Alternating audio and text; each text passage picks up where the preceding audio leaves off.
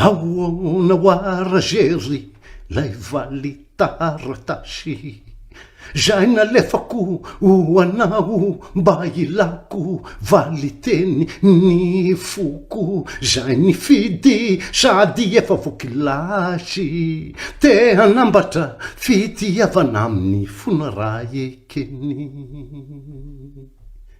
Ahoana oara zery lay valy taratasy, zay nalefako ho anao mba ilako valy teny ny foko, zay nifidy sady efa vokilasy, te hanambatra fitiavana amin'ny fona raha ekeny. Fa raha fitia teritery dia indro fatsy tsara, drao de malaky tonta tonga zesika fanary.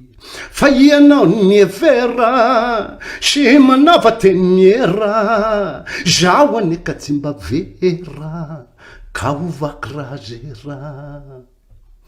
Ahoana oara zery lay valy taratasy, zay nalefako ho anao mba ilako valy teny ny foko, zay nifidy sady efa vokilasy, te hanambatra fitiavana amin'ny fona raha ekeny. Fa raha fitia teritery dia indro fatsy tsara, ndrao de malaky tonta ka ho zesika fanary. Fa ianao niefera sy manaova teny miera, zao aneka tsy mba vera ka hovaky raha zera.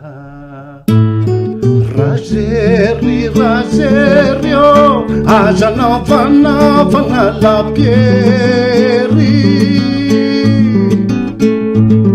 razery o jere ty foko manirery,